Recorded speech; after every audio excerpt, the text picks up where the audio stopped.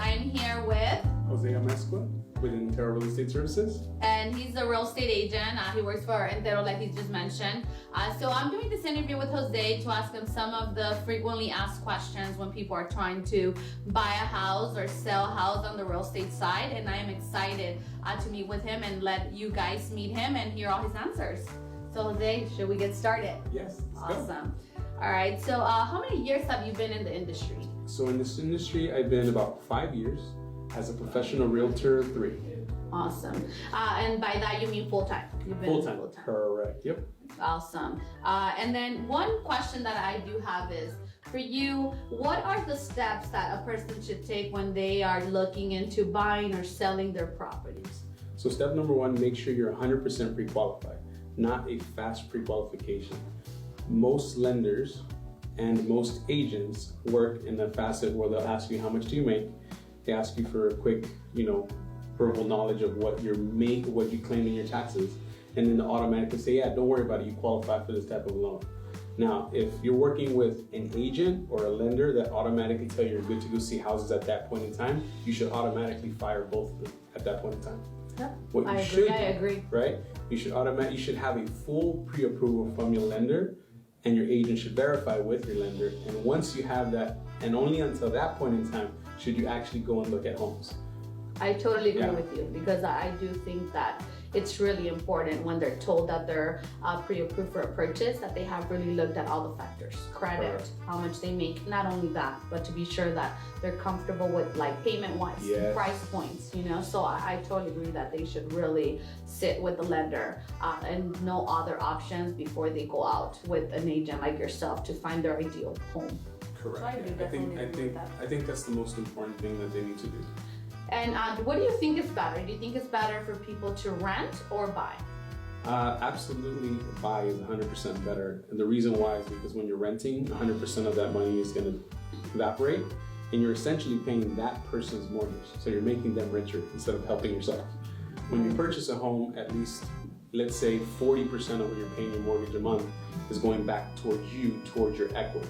So if you don't save any money at this point in time, just by you buying a purchase, you're forcing yourself to save money. And I mean, whether you buy or you rent, you're still paying, right? Correct. You still have to live somewhere. So that's a bill you're gonna have one way or another. And if you look at where the economy is at and where your home is at, a lot of times, I know a lot of people are afraid to buy because they're like scared of not knowing what it is. But the best thing you could do is meet with a lender like Anna, get pre-qualified, and even know if you can buy, or if not, I know that Anna, you can give them a game plan specifically what to do to be able to buy within the next 3 or 4 months. Because if you look at what you're paying monthly rent, and then you pay for a year, and then you do the math for 20 years, and you're still gonna live somewhere anyway, either that money you're gonna throw it away, or it could go basically back into your bank account in a way, And if you look at where the prices are in a home versus renting and buying, in a lot of the cases, your mortgage payment is basically the same. And if you work with a professional realtor like myself, I'm pretty sure I could find you something even lower. So it just depends. And for me, I always tell people, being scared to purchase. I tell them you're scared to purchase when you're gonna create an asset. Like it's your house now, you can do whatever you want in it, etc. But you're not afraid to give your landlord, whether it's $1,200, $2,000.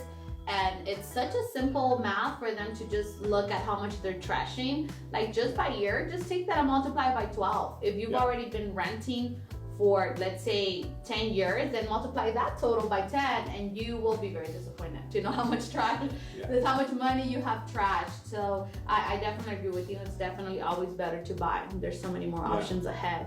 The main one, building equity. Even if you look at it, even if you bought a house, right? I don't know about you guys, but if you bought a house and your mortgage payment is $1,500 and you could rent for $1,300 essentially, right? Those $200 difference, nobody can call you and tell you, hey, you need to move out in a month. How many moving expenses are you gonna have at that point in time?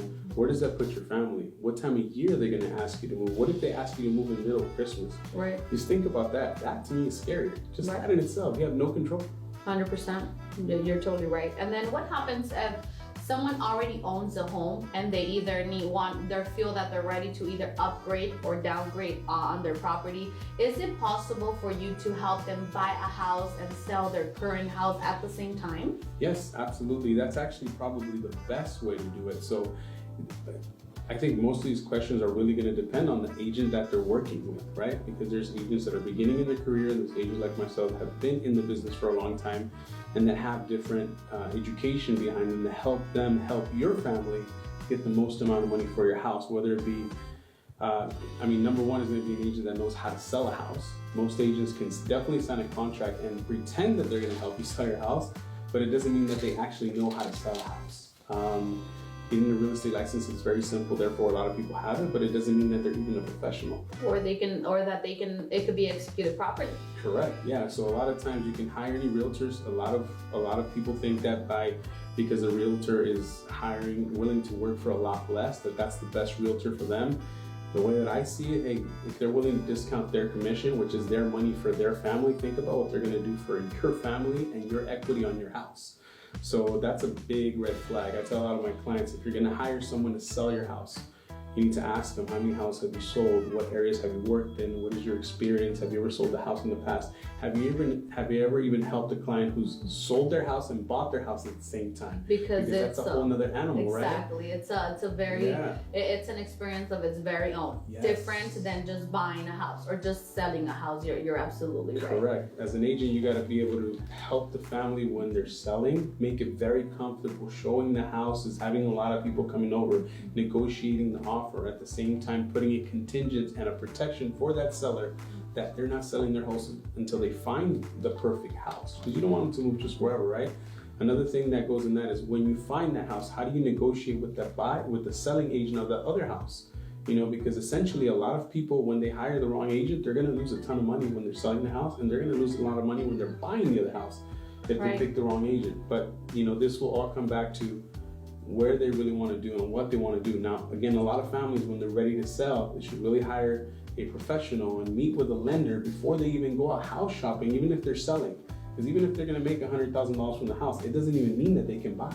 Right, and that's a great point. It's definitely good to know before it goes on the market, what am I going to be able to buy after I sell mine. Another thing, right now with your response that came to mind is you said something about they should make sure that they've done, a concurrent transaction where they've sold and bought, which I agree with. But you also said make sure that they're familiar with the area. How does that impact the sale of their home for the agent to be familiar with the area that they're selling? Correct. So a lot of the times it depends on the market you're at. Like here in the Antelope Valley, there's a lot of homes where we have commercial, residential, ranch, you have everything, condos mixed in within the mile of itself, right? So it's a very diverse market. And then how are they really pricing your home? A lot of times clients here, we're like the stepbrother of Los Angeles County. So a lot of agents come from out of the area. I'm not saying they're not professionals, but they maybe don't know how to list the property correctly and therefore discount your home $20,000 to $30,000 just from the get-go. That means that you're technically losing a lot of money before you even get started. The only reason why they do that is because if they're not 100% sure on the market, they want to make sure your house sells and that you feel like they're a rock star, but ultimately they're kind of stealing money from you and your family.